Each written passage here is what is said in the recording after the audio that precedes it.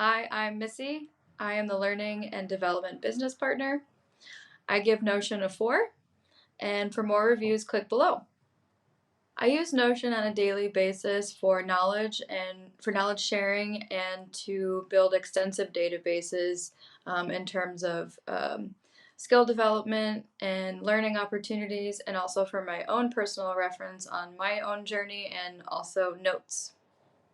What I like most about Notion is the fact that you can do a variety of different things in this tool, mainly focused on project and task management, note taking, and building really extensive knowledge deposits.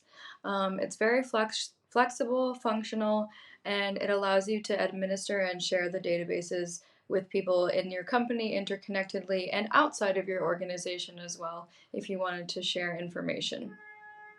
What I dislike about Notion is that I feel that some features are very simple and basic and should be included more in the free version or the light version. And I do feel like that the price is a little bit high in comparison to other tools that are similar that offer more features in their light or free version.